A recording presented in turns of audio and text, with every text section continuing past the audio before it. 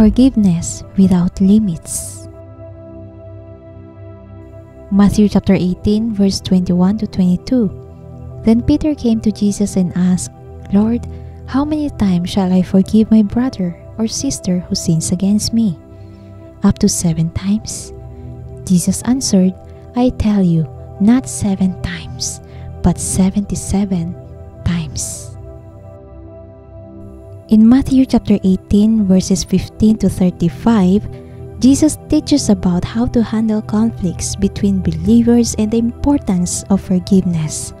He advises that if someone wrongs you, talk to them privately and try to resolve the issue peacefully. If that doesn't work, involve more people to mediate. Jesus emphasizes the power of forgiveness, encouraging us to forgive others just as God forgives us. He tells a parable of a servant who was forgiven a huge debt, but refused to show mercy to someone who owed him a small amount. The message is clear. We should be merciful and forgiving as God has been towards us. And today, I want to share an encouraging devotional message with you, focusing on a beautiful passage from Matthew 18, verses 21 to 22. Peter, one of Jesus' disciples, approached him and asked, "Lord, how often should I forgive someone who sins against me? Up to 7 times?" Peter believed that forgiving someone 7 times was generous and sufficient. But Jesus responded saying, "No, not 7 times, but 77 times. You see, Jesus teaches us that forgiveness knows no limits. It is not a mere obligation. It is a way of life, a reflection of God's boundless love for us. He calls us to forgive not just a set number of times, but repeatedly and unconditionally. It may seem difficult, but with His grace, we can embody forgiveness in our interactions with others. In today's world, carrying grudges and harboring resentment has become all too common. But if we truly desire to live as followers of Jesus, we must break free from this cycle. Forgiveness grants us freedom from the weight of bitterness, anger, and pain. It heals wounds, restores relationships, and brings inner peace.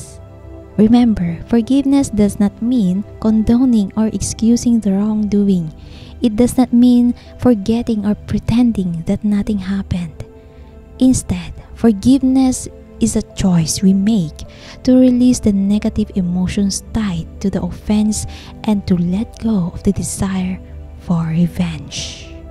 When we forgive, we imitate the heart of our Lord, who forgives us endlessly. He offers us redemption and mercy time after time, even when we don't deserve it. As recipients of such divine forgiveness, it is our calling to extend this same grace to others, regardless of the magnitude of their mistakes. Embracing a lifestyle of forgiveness may not always be easy. We might encounter deeply hurtful situations where forgiveness seems impossible. But remember, we can rely on God's strength to overcome these challenges. He invites us to surrender our pain, bitterness, and resentment to Him, allowing His love to transform our hearts and perspective. Even when we stumble and find it hard to forgive, we can approach God in prayer, asking for His guidance and strength. He will help us navigate the difficult path of forgiveness, reminding us of His unfailing love and the power it holds to heal and restore. So let us choose forgiveness not just once, but endlessly. Through forgiveness, we honor God, we nurture healthy relationships, and we experience the freedom and peace that comes from letting go.